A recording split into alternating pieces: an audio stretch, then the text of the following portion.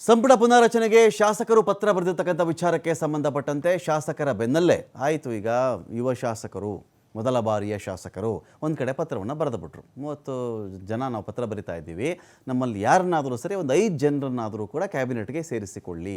Young blood, fresh blood ಕ್ಯಾಬಿನೆಟ್ನಲ್ಲಿ ಹರಿಯಬೇಕು, ಹೊಸ ಚಿಂತನೆಗಳು ಬರಬೇಕು, ಆಲೋಚನೆಗಳು ಬರಬೇಕು, ಯುವ ಶಕ್ತಿ ಬಂದು ಅವ್ರಿಗೊಂದು ಪ್ಲಾನ್ ಇರುತ್ತಲ್ಲ, ಅವರು ಒಂದಷ್ಟು ಬೆಳೀಬೇಕಲ್ಲ, ಅವರು ಒಂದಷ್ಟು ಕಾರ್ಯಕ್ರಮಗಳು ಮಾಡಬೇಕಲ್ಲ ಅಂತ ಒಂದು ವಿಚಾರ ಶುರುವಾಗಿತ್ತು. ಇದಾದ ಮೇಲೆ ಸೀನಿಯರ್ಸು ಕೂಡ ಅವರು ನಾವು ಇಲ್ಲ ಹೈಕಮಾಂಡ್ ಡೈರೆಕ್ಟಾಗಿ ನಾವು ಮೀಟ್ ಮಾಡಿಬಿಡ್ತೀವಿ ಅಂತ ಅವರು ಒಂದು ಕಡೆ ರೆಡಿಯಾಗಿದ್ದಾರೆ.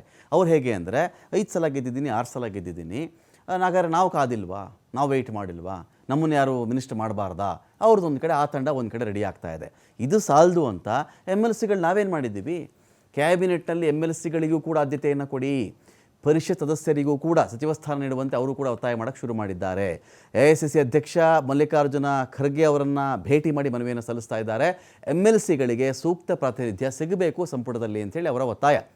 ಒಟ್ಟು 24 ಜನ ವಿಧಾನ ಪರಿಷತ್ ಸದಸ್ಯರು ಪತ್ರವನ್ನು ಬರೆದಿದ್ದಾರೆ.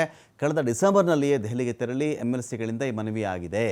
ಸಂಪುಟದಲ್ಲಿ MLCಗಳ ಪ್ರಾತಿನಿಧ್ಯ ಇಲ್ಲದೇ ಇರೋದು ಅಸಮಾನತೆ, ಇದು ನಿರುತ್ಸಾಹ ಭಾವನೆ ಉಂಟು ಮಾಡಿಬಿಡುತ್ತೆ ಅಂತ ಕೂಡ ಸದಸ್ಯರಲ್ಲಿ ಬರೆದಿದ್ದಾರೆ. MLCಗಳ ಮನವಿಲಿರೋದೇನು ಅಂತ ನೋಡಿದ್ರೆ, ಕರ್ನಾಟಕದ ಪರಿಷತ್ ಇದೆಯಲ್ಲ, ಅತ್ಯಂತ ಹಳೆಯ ಪರಿಷತ್ತುಗಳಲ್ಲಿ ಇದು ಒಂದು.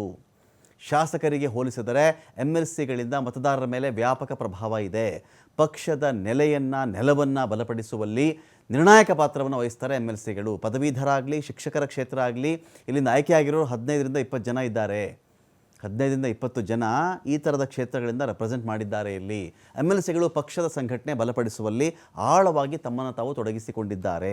ಸಂಪುಟ ಪುನಾರಚನೆ ವೇಳೆಯಲ್ಲಿ ಕನಿಷ್ಠ 5 ಕೂಡ ಕ್ಯಾಬಿನೆಟ್ನಲ್ಲಿ ಸೇರಿಸಬೇಕು. ಸ್ಥಳೀಯ ಸಂಸ್ಥೆಗಳ ಕ್ಷೇತ್ರಗಳಿಂದ ಒಬ್ಬರು, ಪದವೀಧರ ಅಥವಾ ಶಿಕ್ಷಕರ ಕ್ಷೇತ್ರಗಳಿಂದ ಒಬ್ಬರು, ಕೆಳಮನೆ ಅಥವಾ ನಾಮನಿರ್ದೇಶಿತ ವರ್ಗದಿಂದ ಒಬ್ಬರನ್ನು ಆಯ್ಕೆ ಮಾಡಿ ಅಂಥೇಳಿ ಅವರು ಕೂಡ ಒಂದು ಮನವಿಯನ್ನು ಮಾಡಿದ್ದಾರೆ.